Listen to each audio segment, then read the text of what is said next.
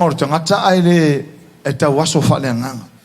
Ele a whaina po lai pupula o na mata pe au leo na mata pe la moana o na mata. Ai a whai tau aso tonu talo whai. Ele I lor me la alu e la sa vali pongisa. Ia.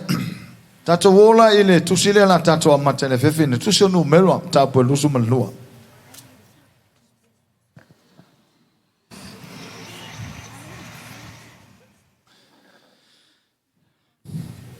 Lusu malua mta upo numero. O fai pula lusu maleono fa solo ilalo. Ya. O le na fa ngata mal fai tau tos fulu ya fa nga anto lava vanga na. Ya fai o mawana utusi. Ya la tato fai tau fata si ai. Ya tato fai tau lusu maleono ya. Ona toya lua tule o le angelo Yehova. Matu mai le mea vapi api. Ele o yai se ala e alo e se ai ile tu tau matau po le tu tau angavale. Wai loa le asini le angelu o Yehova. Ona taoto ai leo o ia ilalo o pala amo. Ona tupu ai leo le ita o pala amo. Mana sasa le asini le la au.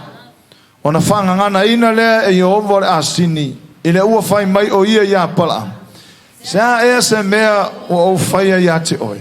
Ua e sasa wha tolu mai ia te au. Ona whai atu ai leo pala amo le asini. Wa e wha ono mai ia te au. Sea noa ana ilo ulima se pelu. Pope nei ua o fasi matea nei oe. Wana whai mai e leo le asini a pala. E leo lau asini e hau nei. Wa e tie ai talu ona e maua o lau maasani. Ea ona whai whaapea ia te oe. Ona wha... E lea I lava. Whai kau whakase ka koule e le tolutas. Ia... Ona whapupula ina lea e Yehova o mata o pala amo. Ona ilo aile e ia o le angelo Yehova o lo tu le ala. Ua ilo na lima la na pelu ua sei. Ona ifo ilea o ia o whapa ufao. O le e whai tauri tala le. Ale o pia maa lia ilo uloto hoi le. Le se tangata ola e tala noa ma se asini.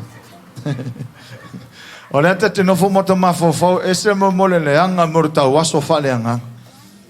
Tau waso fale nganga. Lelo tatu mamlama umartana le apal amo. O le wailunga I tatu autule. E au ngale tatu fasoa ele fionga le atua. Ina ia langa I loto tatu le ingo le atua. Ele tatu waso fale nganga tatu. Le ua ola tatu nganga o fao la ino tatu nganga. So e tatu fo tatu vama ayatu mai lo mei tu atu. Le ngata va ayatu o matai le tino tau atu meo le tino. Ai tova ayato mata fale nganga tau watu I sio manga o le tu watu sio manga nei.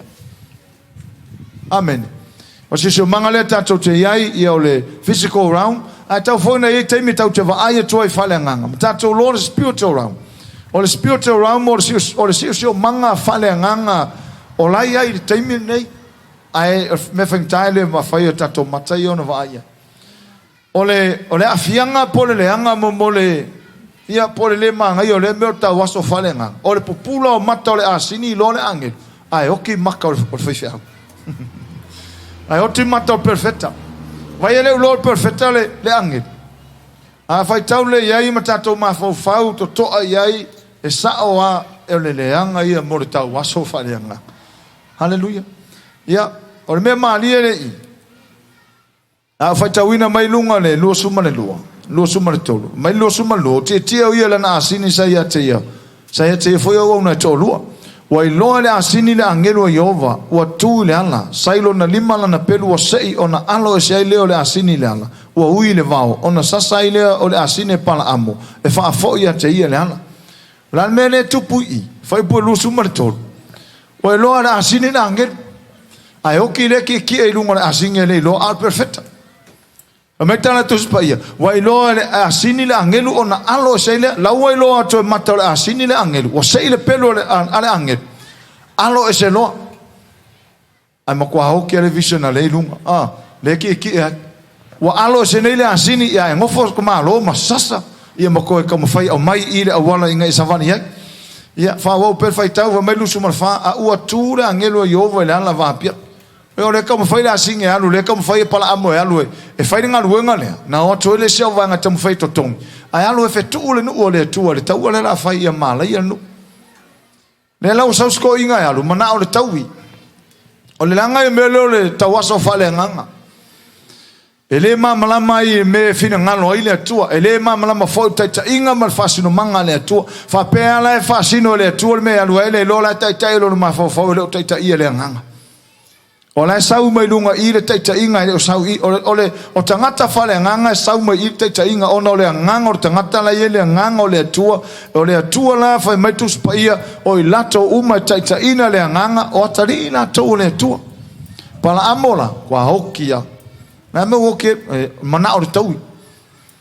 Hallelujah. Mana o tau. Ya. Le la wo sau ngele asing. Wa ui a sau lo mala ngelo kuai wa lo la ngelo le se me alo se asing. Mai lo suma lima. Wa lo le asini la ngelo yo wa na o mia le ia.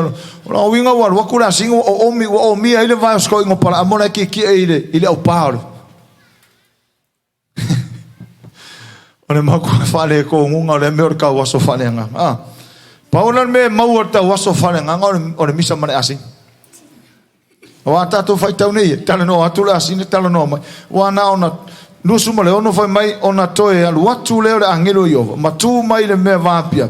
Ele o yai se ala e alo se ai le tu tam tau pole tu tau nga. Ole ma fai le asinga alu le tu tau nga vale. Le fai le asino alu le tu tam tau. Ole nga wenga le asinga fai ia ngofolo ilan. Awa le se me lo wa na ilu makula angel. A o se ile pelo le angel. Ole o kulo le asingi. Ia orga ka mo uma le ki e lunga. E ke yo ka ki le uma le o va ayatu na mata wala le popula. Sa fa le le asing.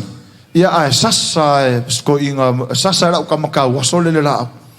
Sas ia le ko ki va vai uma wa tato va vai uma ile manulo le asinia. Ia e o milo na ngutu foi. Ya ale fa ngana le tu kere lo por ko nga kaukala le asingi. Tau tala le asingi wala sa fa. Ya pe fa pe ko lo asingi. La mo so fa ya fa pe. Wa fu ile tala no mala asingi le lo sumal va fa ona fa ngana ina le yo vola asingi ile o fa mai o ya pala. Se a wa e sa fa tolu mai ya cha. Inga fa ku lo asingi fa pe ku lo se a me wa sa ya fa ko. Ya fa pe mai pala mo na o malo si lo fa ongo ya.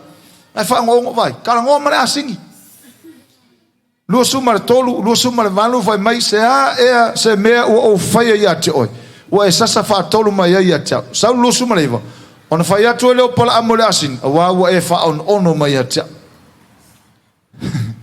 mana tala pala amonga fai anga lo lima se pelo la so fa masingo nge o fa si makea oi mana kala mi sa mara asin.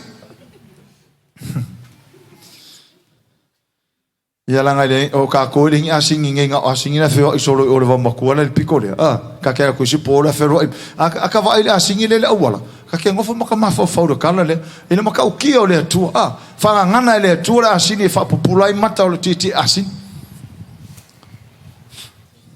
ele o le si me o ngale le mo mai ia te aua ia mo tatu va ile tu ele fa ngata ile tu se metas wa ke wa la lilo ya pala amonga me ye fai ala wa va ai tu asini ile angelo le tu la tu mai malpe ya inga lope alo foi ke wa misa se masanga pusia ke wa ka o le pusia pe o ke ka u nge fa me ya pala amo anga lo lima se pelu fasimakea oi anga lo lima se pelu fasimakea ala ke pa ko si me ala ka fa ku la asingo sa fa wa le lo anga vale wole ai ka makaule ai ala angelu le lum anga lo lima se pelu o fasi makeo ia ela le tale le asinia malia fa mai foi porto se ful ona fai mai le o asini ka fa no lo foi ona fai mai le o asini mai mo pa pe ona fai mai le o tupu pe fai mai le o masiofo a fai mai le asini lo ngo so le makwa makanga o le perfecta fa tale no ma le asinia tala no ma le asini fai mai ona fai mai le o asini wa e o fa mai le asini ya pala ele o washing ele o washing ya o le aso nga mo wa ya nga o fa pe ese le anga me mor ka waso fa le anga ona fai mai le asini ya pala ele o la asini e a une wa e ti ai talu ona e mau o mai le aso ngai ola uma sani e ona fai fa pe ya te longo a fai wa fa ka usanga kalunga fai do ia kalunga ma fuka pala amo malanga asi Ele fai fa pera asing ora kai mi mua le o fai fa pera asing or fa kula no felo isol. Al fa vela ve ola pula matola asing ai ka waso fa le ngangar ki asing. Ole o ngor tana le. So ole lu foi moha. A fa ka waso fa le ngangar perfecta le. E ele avongo fa kamala lor fai fe au ka waso foi fa le ngangar. Ke wai lor fanga fa fe au se angelu ai le lor fe au. Ole o nga uma motato. Ole lu uma motato. A faina fa popula ele tua matala asini mai lore angelu le wa alole asini se fele ti asini a ole pongsa fa mai lantala angelo lima se pelu fa si makeo a fa mai asini ole asonga e mawaya nga ki e mai ale le asonga e mawaya o mai la songi sama sangi go fa peo ya fa mai lor to sumantas ona fa popula le e Jehova mata pala ona i loa ile o le angelu yo o lo tu le ala wailo na lima pelu fai tau nei la ilalo fai upo tol suma le tol fai mai tol suma lo ona fai mai ile o le angelu yo va yate se a ele me o e sasa fa tolu waila o asin o e sasa fa tolu fa uta o nei o sau te yate oi excuse me wa nei o sau te yate oi awa wale anga lava lo wala yo luma tolu nai loa mai fo iau ele asini wa ku ngele angelu lo fa angelu ya palamo ngai loa mai iau ele asini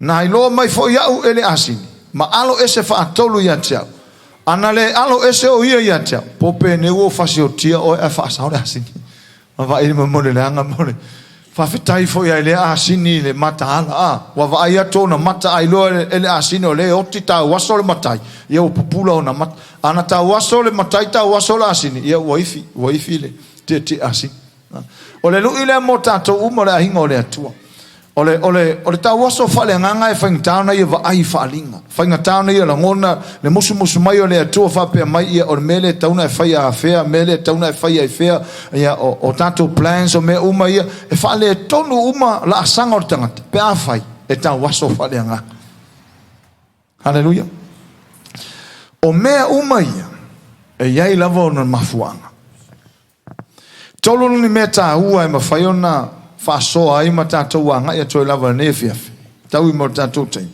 me momo o le mafu anga o ta waso fale nganga the causes of spiritual blindness mafu anga o ta waso fale nganga lua the consequences of spiritual blindness o me ia afia ima me ia o mai pe a fai e ta waso fale nganga tanga hallelujah tolu the cure for spiritual blindness o le fofo mare fo ia ina o le tau waso fale nga hallelujah the causes of spiritual blindness o le mafu anga e le iona tau waso fale nga tangata e yei ni ne vahenga o fia tau watu mua o lo o faa polonga ina e satani ma ua tu watulo na loto ya satani le antato faa sore tai au ai fai tau nei luko nito e faa fai potolu mare faa o le ngaluenga na satani o lai fai ona o le fai totoa matala o le lete tonu so stangata lete tonu ile atua so stangata lete tonu ile upu so stangata e masar salo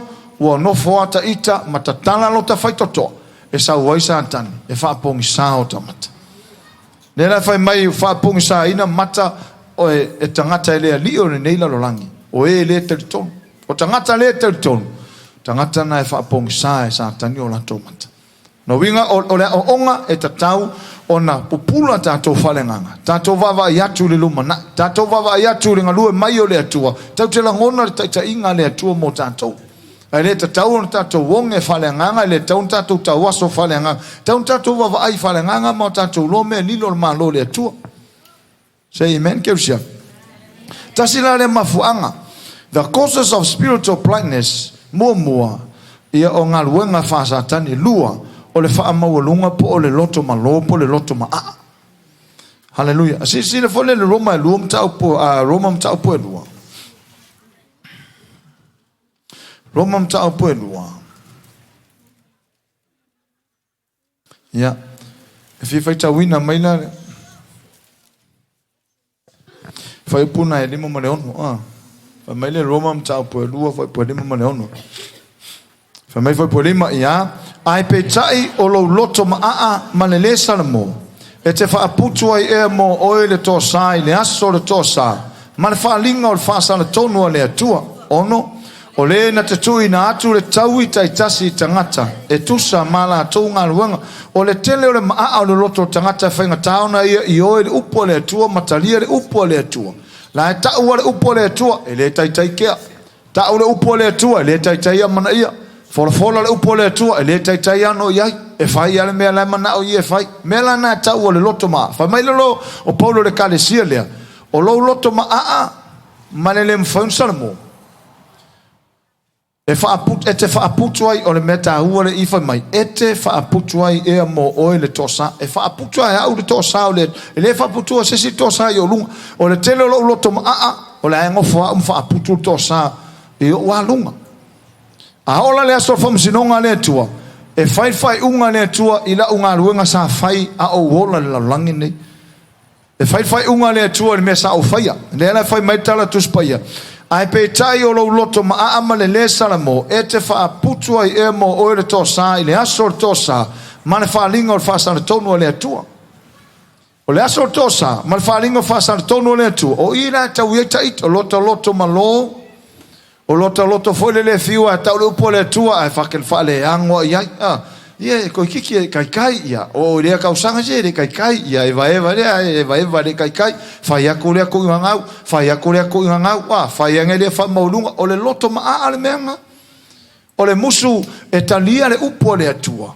E peo le tala tuspai. E foi masani tatou le nuu le ai kupito. Whamai tala tuspai. Ua wha maa e ni ova. Le loto wharau. No winga ua le mawhai e wharao o na to yeise loto mawhai ei o na wha maulalo. Matalia ngō fia le mea o atu ia te. Matatala mai le nu. Wha malolo e le atuolo na loto. Wha maa e le atuolo loto. La ua tu le nu ai o. Ai koe ka mawhai mai asa. O le leanga ia o le mea o le tau waso whalenga. A le kōsila o le mea lea. O le loto maa. O le wha mawalunga. Le si eva noa mwhai henga langa lua mai te moni wha pong sa mata o tangata. O le wha mawalunga. Hallelujah. E ni singa se ngasere sa mai nga fina fefi i o fai ko la ukala vai po le ala fai to ana te tala sa worke mong a fai mai nga singa se fa mourunga fa ko me sininga ke lo e manga o mir fa maulalo langa ka fa mourunga lo na winga o ngofo au makakala ma fa pe ako ke mongi ia welcome home o mai ka ko mafuka fa kas. O le tele la o le melea, o le kosi la o le melea, o le tau waso whale nganga, o le muso e talia le upo le atua. E la unga nei, amen, yes, amen, praise the Lord, oh, yeah. Ai umakua, o le mea e kas, e le mwhainga suhia, a le whai mai, o le loto maa malele salamo, o le ala uinga le upu salamo, o le uinga le upu salamo, o le sui o le mafaufa, Hallelujah. E te teri tonu e fien tangata o ta pua ia sa maso umar vai aso ai ka le ngai mara ngamar pi kau ka. Ora ka ki kora ba ka. E ora kai me kai ko ke kora ku. Pala vale. Ai am le loku. O le menga ka wole ta waso fa le anana. Ta waso fa le anana. O le anga i ka waso fa le anga. Ale manga i o popula o tatou mata fala. Ele ngata na popula ato tatou mata tatou lo ato melele ua whaia le atua mo tatou. A ato e popula ato tatou mata fala nganga tau te la ngona le leile atua i so se taipi. Hallelujah. Ke moe ai ko whako whare pope whafangu o i sisi vole. E ngofa e runga lua mafuta mare li i lua tala noa whaisau ta talo. Le atana o le tangata fale nganga. Ma lai popula fale nganga. E leo tau waso. Te rewa mor tangata e tau waso. O le tangata o laua whaola ina lo na nganga, o laua ieu lo na lima le au penga, o laua ia te ia le marusianga, ai le iloa whaonga. O lai tau wasa le mwhai le iloa pefa when whaonga. Ngā la kore o ke aporo ka pole soloa ala e o ia iama le pelu le lima, lai o mau ar pelu, la kore ke aporo pa, ia ala ka au Filipe. La ia le pelu, la ia la upenga, la ia o futau, o la ufa upenga ina, a leo malama. La ka waso. Hallelujah. E ista ngata o mai mo kinga ingo feka ngisi. Oi, wa fa la inga se ka ukala ile mai se ka ku ye lo lima o ke kangi. E fien tangata ke usiano whaolaina a ngā mamai o kangi wawale ia ai nei lora ia nā koure pule. Nei a oe le pule. Nei a oe pule e le taun tatu ta waso. Kau ke ka waso lo whalenganga wa ila le polenga o ka kore ki aporo.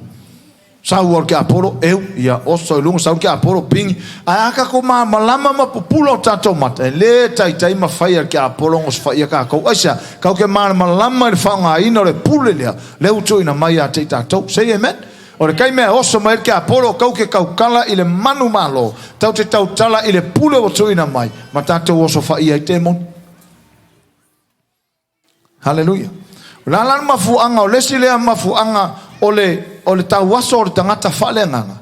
O le maa o lona loto. O le maa o le loto. Musu e talia le upo le atua. Musu e whaalongo. Hallelujah. E musu e wha maulalo. O le sile me taun tato vavai. O le sile mafuanga le koso le mele o le spiritual blindness. Hallelujah. O le le mawhai o na whatu muina o tangata ele anganga pai. Mile la ngona le anganga pai. Ele experiencing ele mamalama. Ele iloa. Ele mamalama. So e ta tau o na tatou ngā wai le anganga pai. O le upu healed. O longa winga ia tatou ngā mafuta ai, ma tatou loa na taitainga, tatou la ngona lona leo, e le ai alama se mea tatu papole ai. Awha mai le anganga tau te o, tatou o, mai le anganga e nofo tau te nofo. Tangata la e leo tau waso whalenga, na te la ngona ina taitainga le anganga pai. Kasi lea koso tau waso whalenga, o le lei maa malamo tangata le anganga pai. Hallelujah. Le mama la mo tangata le ngapa e na te le experiencinga e na te le langona ina e mana tu le ngapa le tono tato e yelo na leo tala no mai le ngapa ia tau te falango ina lo na musu mai tau te falango ina lau tau tala mai le ngapa ia. Hallelujah. Ole le anga yo le me a se sile le Roma tau po valu se tatou vai mua e Roma tau po valu fale o lo mata toa la tau mata tele nga pa se sile le loko ni tom tau po lua ya na mia lo on sai mai tatou nga lu fantasi ni fiafi loko ni tom tau po lua foi po iva a mata tanto foi tau iva lo fa pe mai ai pe un tusia o mea le va ai mata ele la ngona foi talinga ele yo foi le loto o se tangata o mea ye o saunia ele atu mo ila to o e alofa ya teia a o falia mai ia mea ele atu ya te ma to e lona nganga a wa so i fole nganga i me uma o mea lo loto foi ele atu sumatas po ai foi se tangata po ai foi se tangata o i lo mea le ari tangata o na o le nganga o tangata o lo tonu ya teia e fa pe foi ona le lo se tasi mea le atua ua na o le anganga o le atua so stangata e popula fale anganga na te lo mea i o malo le atua ona o le fa hali mai le anganga o le atua ai ata waso fale anganga tangata e na te le lo fa mai foi pula se furmatas po ai se tangata o lo mea tangata se vanga na le anganga o tangata boale nganga tangata le la me pole yo va su e tono i lo ai me uma ton e si le fiata te la ngona ia taita mo tai lo e fa pe na le tu e le mfai a una i lo me o malo le tu se va na le nganga le tu fa ali mai cha le nganga le tu le no fo tono tangata fa na fo win o le nganga na fa ali tangata fa na fo win me o malo le tu le fa mai fa pusuma tasi e fa pe foi ona le lo se tasi me le atua ua na o le nganga o le atua e au nolo ma le nganga paia ko e afeka ko lo me o malo le atua tau te le lo tau te tau waso fa le nganga ai ala un tatu lo o le so son mai o le nganga paia o le sila le mafuanga o tau waso fa le nganga o tangat o le lo ma le malama le nganga paia e lo tangata le nganga paia ma fofa ai le ngona tonu ta inga le nganga paia. Hallelujah. Ai whaftai le atua wa whaolaina tātou ma tātou la ngona le ngang pa ia say amen tā lo whai lo trao ma whai na ele ngang pa ia nei tonu oi hallelujah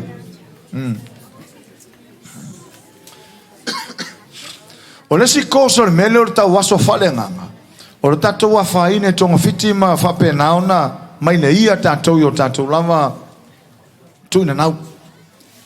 Mai le ia tātou yo tātou lava tuina nau. Ono tātou mana o mea. Mana o mea. Tātou vavai fone le lua tupu. Suola tusi le lua tupu. Lua tupu. Ia matau poe 5. Ia. Fe fai tauina fai po lusa fulu. Fai po lusa fulu ngai lusu marifitu. Haleluya. Fai maila tala tangata le okias. Okias. Tasile tau waso fale anganga. Na tele ilo ma se mea o le anganga o le atua. E makuaka waso akias. Au levang muli perfecta. Levang feo ai marisaia. Feo ai Elisaia ma Elia. Ave Elia. Ai tol family anga ya Elisaia. Ai feo ai Elisaia ma kias. Ya ai oke lo nga kias ya. Le family anga mau nga le pelo nga manguang mau kias. Fa mai foi busful. On fa pe le o kias la o na Elisaia le tangata o le atua. Fa hauta watu itu ia lo o le imea le nasu rio na amanu. Ilona le talia le mea wana au mai. O lo so fua Yehova o te tuli no ia teia. O te mau ai se mea ia teia. Fa fonga fola ia. Le sile a kose la i ona tau waso fale ngangata. O le mana o imea. Vai au na mana o imea. Mantua le o ma fa malo lo le pelo na amanu. Le na fa ia tangata o le tu. Halo tofu fa fitu vai o tana. Le lo mama sa lo le na manu mai le tau ia kias o ya Elisaia ai muso Elisaia ala fa longo mai kama sa ola yo kias le la halu tangata le na manu alu la tonu ya kam fa mai lan tau tartala sorry bako iko ia o le pule I fa mai fa auto tu ia lo o le email na su rio na man ilona le tali o putu tu le I wa le amana ia o le tali Elisaia me ana man me alofa mai le ma fo mo tangata o kias o la au tuli lo ia te ia o mai a fa pela fa ta ingo o kiasi le sai tu yo a el sai le sa no fo ilo na fa ie o so ko kiasi I tuli lo na manu au mai ala ku fa pepelo mai le o tuli mai o lo ia mai menga fo I mai lo fo I mai vai mo tangata esel manga ia melo popula fa le nganga mai lo me lilo ma lo le tua fo I mai kiasi ma me ia na alu au mai awai lo Elisaia. Na sawo kiasi a fa mai Elisaia, fa sai ai. A fa mai tomalo, sa ukua I. Sa ka ukungo kwa ska kima. Na kwa yo, sa ia, ke ni se me sa ia. A fa mai tala a Elisaia. Lua tele io e malo uanga. Te lo ma morta ngata popula falenga. E kasi ala nga vai aku, e nga ke lo me dilo. Le saula kama le marma fo le lo no matai ai o mai wa mua mai le nga po ia Elisaia fa mai lo la kama nga o so fa fe kawinga mangu ko sa uma ma me ia sa lo fa ko lo mai Elisaia fe sa ia mai asa ku ai ke le se me ai fa tau ne fa tau a tor talana haleluya fa mai le fo po lo so mat ona tu li lo le kiasia na man o ia wa mo e atu ia te ona ruifole o ia no fo fata vale fafta ia te u fa pe mai pe se ale fe au et sawa ona fa atu le o ia o te sau wa awina mai o lo wali ma vai pe pelo wa awina mai o lo wali o sei vai pe pelo ka kale ai le ia wina e sei nga alu a yo manga o me le sile ma fu anga lenta waso fale nga tangat mo mo maka pe le me ko ngale ka o maka pe o manga o kele o le greedy Lewa tau tala le matai le taliaina ai ape amania wa lava ile la. A lewa le taliaina ai kolosia kuia anu au mai o le mea le mau ia wa awina mai au e lo wali. Fauta wo mai nei lava ia tau tau le ato luo so la perfect. Mai le mongo e farai ma sei avane mo ina o talini au rio tasi ato ma ofu le luo. On fai mai leo na manu ia ustai mai ia e ave talini e lua wa ia finau mai fo ia te ia o fa talini auro a rio e lua I tanga e lua a toma ofo e lua watu yana au ona e to lua wala ave wa mo mue ona luma amen ia se ka kuva aila losu male lima a ua unu fale atu o ia watu I luma o lonali ona fai maile o Elisaia e te ia kiasie na e fea ea ona tali atu leo ia ele I alu lava lau au ona I se mea ona fai mai leo o ia ia te ia lua te le io ea malo uloto ina ua toe foi mai li tangata na ilono fo fatama vale fafta ia te I loa uma Elisaia le ngai ngoinga uma lenga fai kias lo umma se ale fa metala lua tele yo ea ma lo uanga o le upuloto na ina o lo ye tono ngana e pelu o le nganga o lo umma se te lo tangata e popula fale nganga ma mafuta fale nganga e ngake lo umma me lilo e voi le skai me sa ka pepelo mai alai ka ke va ia kwa ka kia fua mai al pelo ngala ka ke va i fale nganga o ta ito tangata le ta waso la ta te popula fale nganga aga ka waso lo ia ma se manguang ka waso se mango fa pe ma kia skere ya lo se me ma fa pe ma se o ia yo keila ala kura ko fai ka me nganga fa ko o fai ara tala i se lu tele yo e ma lo lot te lo le anga ya o le sila le ma fu ango ta waso fa le nganga tanga o mga o me le se me o ta to limo fo mai le tua that's it ma lie o ta to lot o tatu na uri tau o fa pe me fo ye a fa pe a matan fa nga le tu tangata ma fa nga e fa ai uanga mana uri tau e uang ke umanga uri tau mana uri tupe fa ya lo le fa malo longa ma fa me pero ko nga skai fo le nga maka ia nga fo le inkupe ai maka wa lava ma ko ngi mai na lau ai do se lau ke lo su mai le va ya ke o pe do se lau nga maka fa fu ya fa so ko nga le manga ia on mele e o ina tatou la ingole tu o lesi le mafuanga o le tawaso fa le nganga tangata o le mai nei o tatou yo tatou lava tu na o le ma malamo tatou a faita wina tu sile mo le ane apostolo mata po luo lo ye fa po suma le lima fa mai ole o me umala e loto yai o me nei o langa tu na o mata tu na o tino fa le lio nei o langa le mai tama a fa pe o la ya o meia wa ulan listanga tele lo fai de tu risi le mafu anga lenta waso fale anga istanga ono la fa longo le upu ala e hola le tino e fa longo le upu le tua ai hola le tuna na e fa longo le upu le tua ai hola le anga sala ona ole anga sala na ta waso fale anga malema fa yo no popula atu na mata ile me fina ngalo ile tua ai manao ete tatou te mata fale anga manuio le tua io tatou wola ile upu le tua. Say amen. Io tato wola ile upu ale tua. Hallelujah. Si le fole le Efeso mata upu edua. You know tato tu simuli ne pea.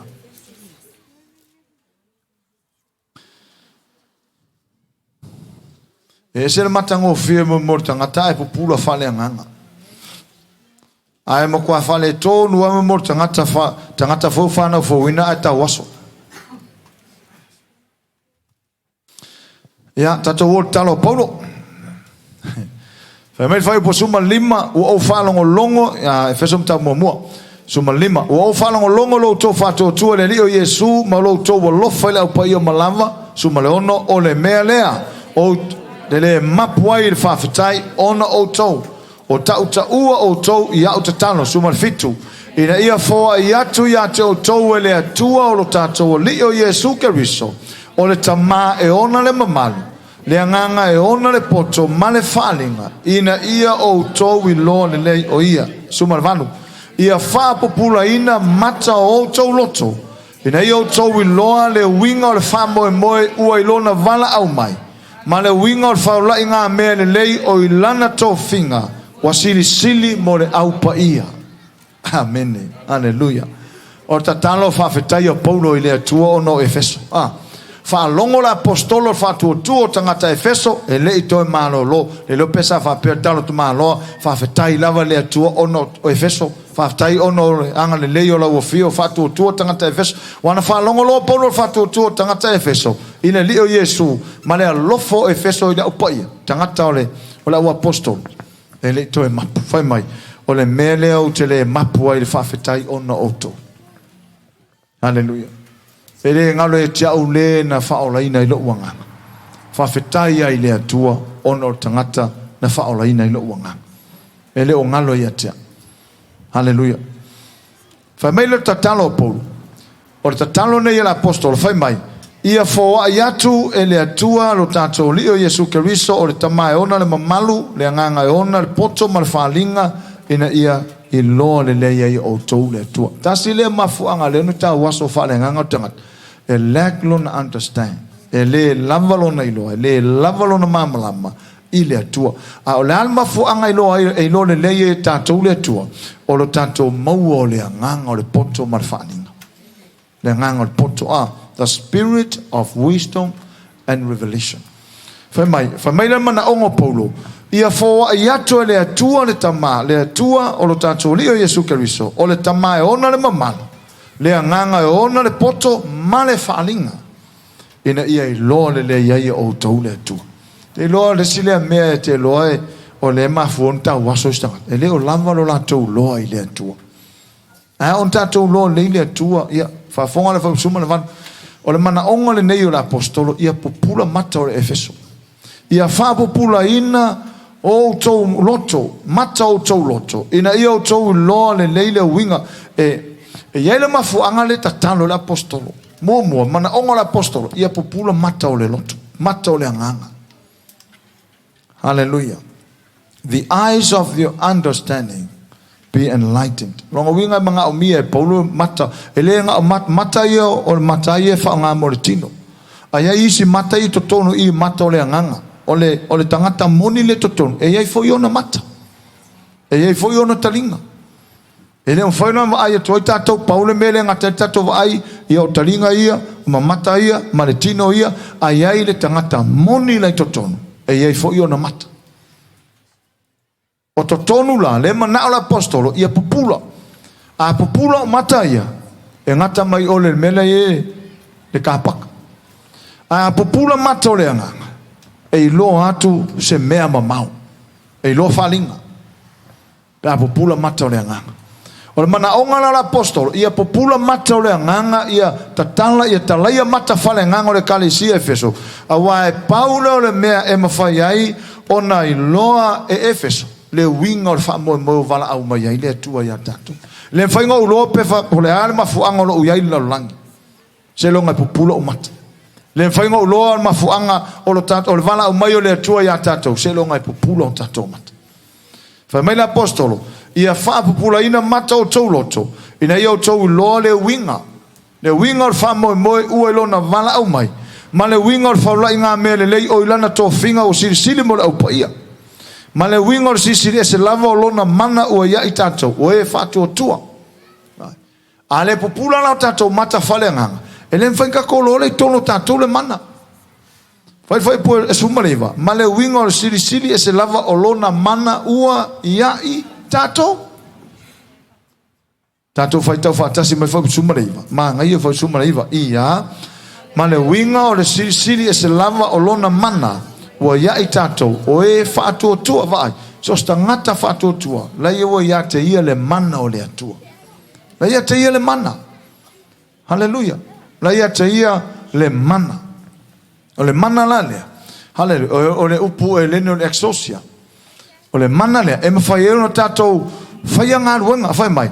E tusa ma le ngā ruenga lona mana te le lava. A o na tau waso o tangata whalenga. E nate le loa le ia ia le mea lea. Wawale manino o tala Paulo o whaia Efeso. E le mawhaila na popula. E le mawhaina ilo Efeso le winga o wha moe le wala au mai o le atua. E le mawhaina maa malama Efeso ile whaula inga me le leila ua umana tofi le atua mo lato. E le mawhaina mana ilo Efeso le sili o le mana o le atua la ia lato. Pe a whai le popula o lato mata whalenga. I o lata o Efeso o lata ne o tato. Tatou le kalesia Yesu terminei. Ele whaina o loa pe se aua o iai tono le whaoratanga. Ele whaina o loa, hallelujah, lai e whaula inga mene leo saunia le atua. Whai mai, mangai e mele, whai mai. Ma le winga o le whamoe moe o ilona walau. Ma le winga o le whaula inga mene lei o ilana tofinga. Te loa, o uma whai tofinga le atua. Uma e on whai tofinga le atua. Le lau whaaputo le atua mene lei, whai mai. Mole au paia. Ma le winga o whaula inga mene lei o ilana tō finga wa sili mo le au paia. O kau ke lole avel wha mua le atua mo le au paia. E whaila whesiri le whewhine i o le au paia le I. O le ta ua e paulo I. O le au paia I Efeso. Ma e whaitau le tusi le Efeso mai o le tusi le I au paia o I Efeso. O le tusi le au paia le Samoa. E whaila na palain mene a tatou, iei lo, o oe a restanga te paia. Whainga palai a tātou. A ola ta waso fale nganga tangata. E ma fau ia o ia o kangaka e leanga. E ma fau a tangata o ia tangata ngasala. Ko ia whea whape o tangata pai. A whavelave o le tau taletus pai. Whai maila, ia pupula mata o tau loto. Ina ia o tau iloa. A le pupula fale nganga tātou, tau te le iloa. E ta wawai telo tangata nofo whaolo tanga mai to tono whaolo tanga. Ai kako wawa ia kumakua. E hoi. E kaukala i le makiva. E kaukala i le mawhai o se mea. E kaukala i le onge. E kaukala i whaavai vai. A le to tono ra ingo le atua. A le pupula na mata whale ngango tangata. E le mana malama tangata i le wha moe moe o wala au mai. Ai ne atua i a tātou. Lua. Tau te le mana malama i le winga o whaurai ngā mele lei. La ua umana tofi le atua. E siri mo le au paia. E se au paia la loi fo nei whale. E stara talo mai le mo le au paia. Se aua a tātou e mai mua mai. Fia si limo le se fa la kilo mo moeres. O le taimi ana e whanau whawina o oio tangata pa ia. A whaia tele i whanau whawina le talia o Yesu. Ia kau alanga whai sau tau tinonga le fia fine ina ia pa ia tuai moe. Nei langa o le kine lo mai ne tu mo tato. A whai o leanga ka waso e feso le o mamalama o la tau tangata pa ia. Ka waso e feso le manuia la ua umana tofi le tu o le whaula inga mele lei. Oko. O inga la ua pāra apur mele lei. La ua tofi le tua, melea, mo la whanau, mo la upa ia. Ai aka le pupula whalenga, ko e awheo kai loa. Ka ke kamia ku i, ka ke oi. Ka kaukale makiva, wha more se, a wuko e kaukale se makiva. A whai o lau le maasani o tautale mativa, e mativa lau a inga, e mativa se o tōlua, e mativa, ia wa iska whape, o la inga o se ukoro, e vai, ia e le, ia skangaka, wha more, positive maka ko kale fai. Hallelujah langa o lo tatu luma na e fau e tatu upu. Sui e tatu tau tinonga. Tatu tau te leo tau waso fale anganga. Tangata tau waso i loa ilan tala e fai. O se mako a inga e vai ia. O skamaloa mo ia e vai ia skamalo. Vai. E ngofo mfa vai skamalo. O si finga nga mango fa ia ai ka mo fai mai alongo lang ka mango ka mo fai mai vai ia esteso kilo e akile nga vai ai kilo ka ko nga lulu e tau tele o tau waso le tatu lo le manuia o le atua le to tono le upo le atua a o lan tatu mamalama ka ke le ko ka kala negative be positive fai lo try be positive yeah hallelujah praise the Lord. Fai mai fai upos formale, se formale valu ia whaapulaina o le fesiri. O ia whaapulaina mata o tātou.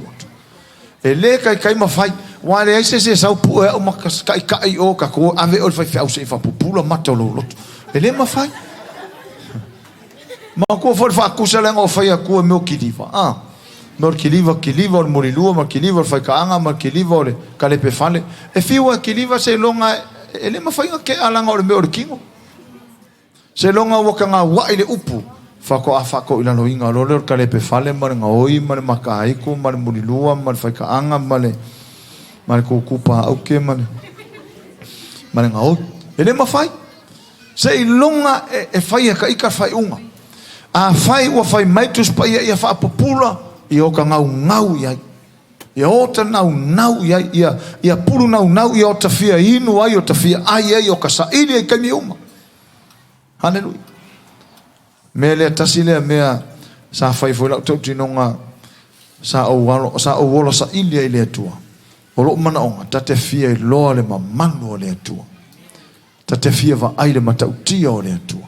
O la ia o sa ili ana pongi tu ulo ainga o walu ana pongi sa ili fa pena o ko sauris kausanga ko yan a o me fe lo tala o le aso mua o le po tau i makemong ia o le po longa lua fe tau i makemong ia wai masalo afa pe ko ke anga ia kula to le pata to tanga ile afulilo la o ngala sa ngo foi sa ngo foi ko nga vaunga sa ona pongi e o mafofau a fole tala Yesu a on tatalo ya lu motofu o walu fole wa uia ia o lako ke mong fe tau ma ke mong ia wa ko nga mau uma me nga ole sino una ai suia fe tau ma te moni ia o polo na lua fe tau ma te moni ai o polo na tolu o va ai ma manu le tua haleluya sa ufia ai sa unau ai haleluya mena o risi tau sanga rente nela matanga o fatu matoinga tatu la o camp se va ai mata masa ili leli haleluya awai le mafainga o ko meki saul melia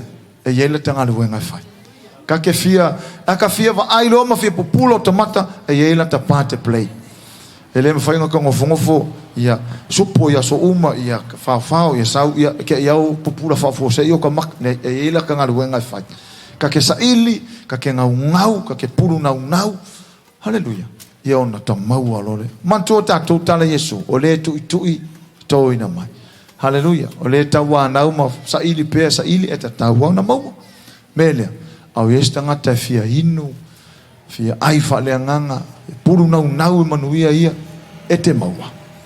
ete mau tu ate lele va no ete mau haleluya pa e nau le la umane te usanga haleluya tatu va ai le lofa mananga le yo le tu a on tatu popula fale nganga tau te lo le leitong fitte te apo tau te lo le sile meu fa popula o mata le tua haleluya mfa mano maina o le tua meia tau te moni ona sa matou tau mate moni sa tau fio te moni ya ta fusi sola te moni ya tongia te moni le spito ya fa pena ai o le asolon ton o mai le mamalo le tua o ke le ilose me te ia wa kunga kwa i pong sa to la utenu ia ko mamala mai foso le ukangi e sele ngale le yo le ia ngo kakangi lo kulo kwa le lungo nga o nga va nga mo meu o koloa ma meu pa wanga mangula fiko la fika ngi se wa mo le vai o le vai la le fudilo ne ia ma se e ke sa i di loa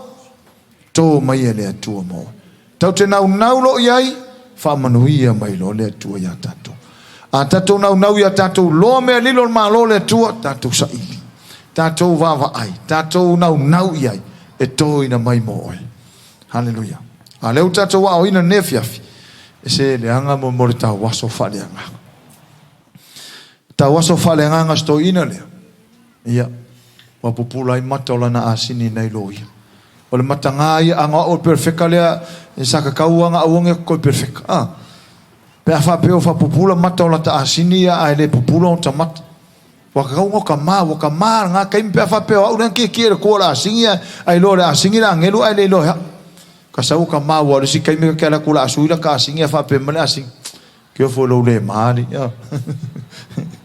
ya ole lu imotato te lo e sel matango fia na wa lo popula fa le nga te lo tong fit kasi lo fa longo e la ngona or ko fikir ki apo saule me ki fa longo or ko fikir ki apo bilet ta te la ngona ina ai le tu so stai nau yai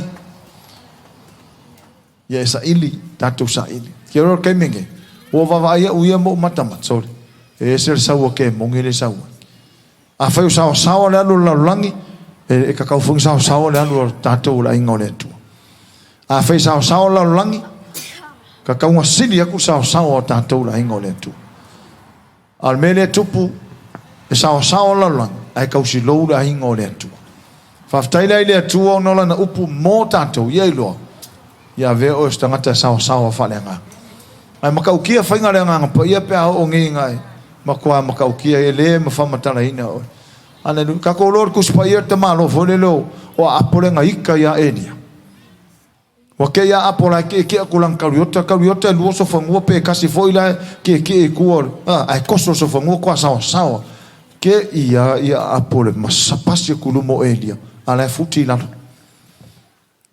fainga lenga pa ia e maka ukia ele se me pepelo me le kau karango ai haleluya e maka ukia le atua tatu nau ne iai maka ukia o lo fatali mai la langi lo fatali mai le fio le tu atu i la fatali mai a oe fa olaina fa marsi la fo ye istanga tala fa olaina la ta waso falenga la fatali mai mo oe Na whaatali mai saunia o ele atua e whapupula.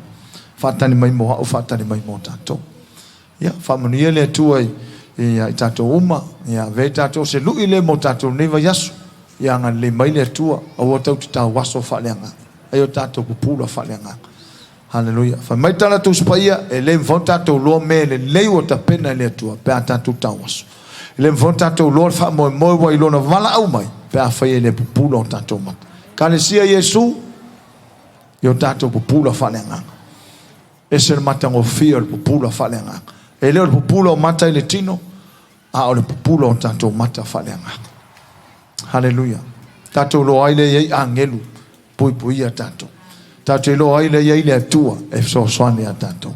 Tau te lo ai o lo iai le atua mai ta vita whasangai o mata e maunga e o mai le so soane. O so soane mai a iovale a tato le fatu tu tato le pula. E ko ia wheaka kuloa o la iai le atua so soane mo tato. God is ready anytime, every time, anywhere, everywhere. So se mea, so se taimi, sa uni le atua so soane mo tato. Yeah. Fata alo foi lo tau mai fai ai o ta ua o tangata pupula whaneanga. Tato ainga mai mo mai ai loa e te leo tau waso whaneanga. So tangata whanau fawina i ai loa o oi o tangata o pupula whaneanga. Pupula atu o tato mata le whaneanga. Tato wawa ai le atua. Hallelujah. Fa pupula le atua mose. Mana onga mose fia wa ai le mamanu le atua. Mata ia o tino fa mai le atua le se semfona ai mai ha ma ona pe ale la puni o mata o tino ai fa pupula mai ona i lo mai le lo papatu ia tele yo tangata tato fa longo telo tangata la to va ai angelu o la to va ai o se oli o le lang o mai tele tangata fa pena va ai angelu e o foi te monu vava i stangata e le manga o miala nga ko nga pupula e pula i loke mongi a kang pula i lole atua ya fa mania mai le atua e tato uma fa marusia o le upone atua o lan tutor never yaso ya iloa ya ve o stangata e pula falenga tau te pula falenga tau te lole le ya tong fitter fil tato manu malo mai hallelujah la le kiu on ngemia o le upone atua la le fo o le tawaso falenga o tanto stai le upo le atua. Ia whamunia mai le atua ia tato uma, ia foi le atua tato ainga mai mo mai, ia wala watu tato tutu lai fatasi. Praise the Lord. Hallelujah. Hallelujah.